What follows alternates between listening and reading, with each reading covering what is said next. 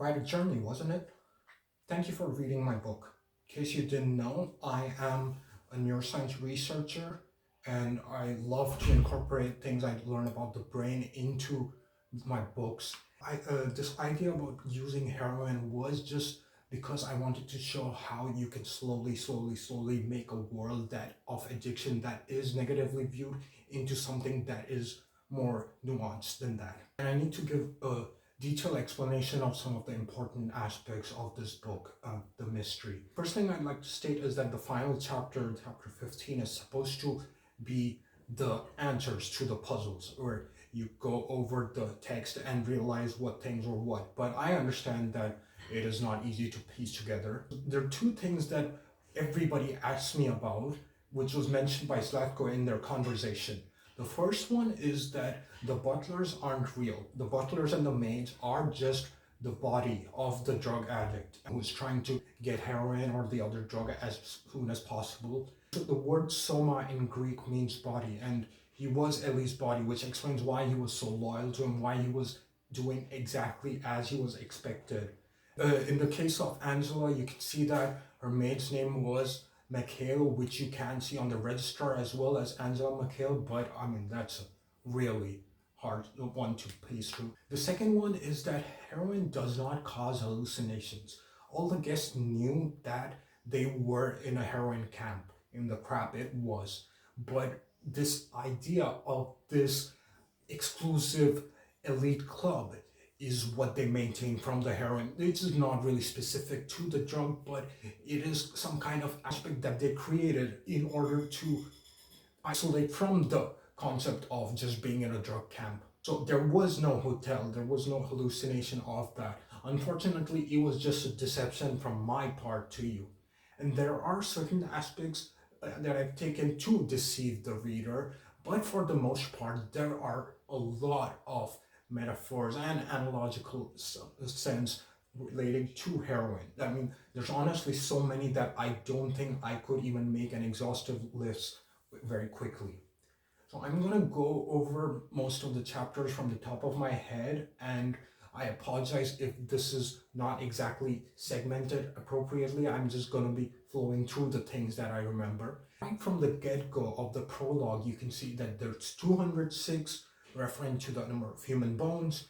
There's the two towers symbolizing all the dual aspects of the body, major organs, and the places of creation of heroin comes from different countries. This just keeps going on and on about all the details. Now for the background, Emma and her team will be anonymously contacting these guests, and they've obviously had some kind of experience with heroin, and then they get this notification that you can come here, you are invited here, but all these caveats that you need to stay quiet, but you get the unlimited supply.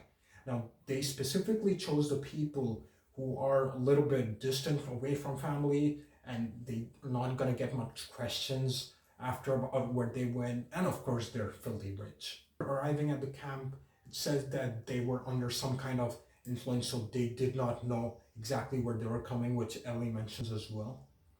Something important to point out about the security guards is that there were 3 people in uniforms. Now the black uniform was supposed to be the withdrawal. It is not a real person. That is why this black security is said to be the worst kind. And withdrawal is the super important concept with drugs, which is essentially that every action your body or brain is gonna have is gonna be counteracted. So if you're used to taking an excitatory drug, if you suddenly stop it, which is called cold turkey, then your brain is gonna go on the opposite side and make you super drowsy. Sure, you'll know how coffee works in this manner. And as mentioned, the heroin withdrawal is absolutely awful. Imagine the kind of burning sensation of prickling needles when you go through fire. It's kind of like that for a long time. It is extremely hard to get off. And so in chapter 7, when Ellie's gone to the warehouse, while he's coming out, that wasn't a security guard, that was his withdrawal hitting. Now, of course, eating food is heroin in all these instances, and that is why dinner is so important.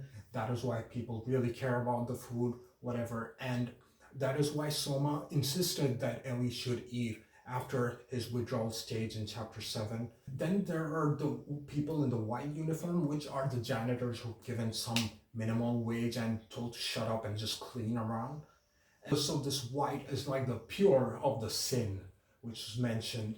And then we have the actual guards, the people who are taking care of the drug camp. They're dressed in gray because they're kind of on the gray line, right? That they are delivering the drug, but at the same time, the addicts are also causing their own problem. So it goes in the middle. There was a lady in the earlier chapters who was getting really annoyed. It's because she was not getting her appropriate mix. Now, as mentioned, that all the guests got some kind of specific concoction with heroin, which was personalized to them, that maximized their addiction. This was not quite fitting for this woman, so it made a big difference. And once people's brains get fixed on this way they are taking their addiction, it is really hard to not go through that because you will be dissatisfied. And now you have the couple of psychological bizarre occurrences happening. At the beginning of chapter 4, there's something really weird that you shouldn't really understand what is going on. It's where the stream of life is, of course, the blood. And this woman is Angela, who's been given this overdose. And the person in speaking is not really somebody else, a human. It is just that withdrawal crushing her. And then it turns purple, which is what happens after the person dies. I wanted this part to just be there because it's the inkling, and afterwards there's this stupid tennis match that has absolutely nothing to do with the story. It's just to serve that little bit to make you think that why was this there? What just happened? And in chapter 9, this comes back where Ellie goes into this other world, which is just him stumbling across Angela's body, and there are needle marks on her. And what I wanted to do was slowly move from this deception of the hotel and come to reality about how the things are. And so by the end, like the chapters are completely as reality happened. So the Red Eagle and Spider Blue are actually street names of heroin, and they're just what I used for this because it fit in well. And in this room of Red Eagles, I'm not really sure where that metaphor lands, but it's more or less like the blood vials, and that is why some of them turned purple. It was essentially saying they were dead. And the registrar was just to take into account who's living and who's not. And when Ellie is having the overdose and then he's coming out of it, that is when it shifts from the hotel into the camp and the blue building, so you kind of see through it, but you're not supposed to really understand what's happening at that point. You might gloss over it. Ellie never got really addicted to heroin, and some people's brain are just like that, and because of that he was able to break through the addiction and he could see the gilded cage. After Ellie's withdrawal hitting in the warehouse chapter, then after the overdose chapter, he completely quits heroin, and this is obviously gonna build up on a long time of slow, painful withdrawal. When Ellie is going through the slow withdrawal, that's when he sees the guards behind them sometimes. That's why there's knocking on his door which says that, hey, you need to eat.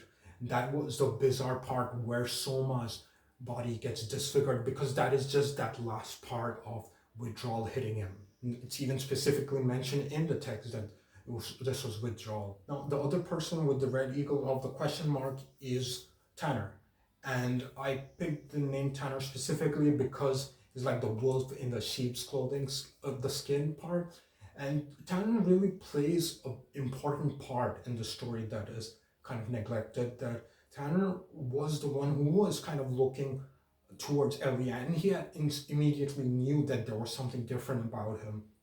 And Tanner was the one who told Esha that Ellie was overdosing. You see this detail where Esha says that she saw someone with a yellow armband, which is later on shown to be in Tanner's room, but he just dies. And that is kind of how the reality works, right? He was the hero in some sense, but that's what real life is. For the death of the climax, that I really struggled with what would be Esha's fate. Now, personally, I'm not a fan of just everything gets tragic and then whoops, it's just a happy ever after. I personally prefer more great endings, but I realized that I just could not kill Asha because everyone said they would kill me if I did that. So I concluded that if I kill off Asha, then most people are gonna be focusing on that and feel upset, and they're not gonna focus on the plot twist of the heroine, which is what I really wanted to show. So it left it ambiguous, but honestly, I mean, you can pick what you want about her. I think that covers most of the important details of the story, and there are gonna be too many more to cover. But just a few tidbits about the references that I found were neat. One that I really like was when Esha is gonna inject naloxone into Ellie for reversing the overdose. That's when it says that she bumped into Soma and so inserted into his arm. And obviously, if you see that, you might just think that's a typo. But it is just that cool hint that if you read the book the second time, there are going to be so many things that you see in a different light. Something that I included but is super hard to get were the dates that Ellie sees in the room with the red eagles. Now, they had some specific things that are more, I don't know, related to American drug culture, but that's what it is. Another unimportant one is about the blue poppy. Now, of course, that is where heroin comes from for the restaurant. It is on the 6th floor where the fire code is MAM because MAM6 is the active compound in heroin that is causing the addiction primarily. And that's all the important things I can think about for at the moment. And there are, of course, many things that I would be happy to shed light on if you contact me. When I finish this book, I knew that this is going to be my best work because of the number of layers that are in it. And you can just go through it over and over and discover new things. And that is why I hope that I can share this book with as many people as possible, just like other authors. But if the only way I can do this is if you can share my books and review my books on Amazon or Goodreads, because unfortunately I will need to stand out, and the only way I can do that is with your help. So thank you for reading my book once again, and you could check out my other books, but they have a very different theme to them. It's again related to the brain, but it's much more lighthearted, I guess.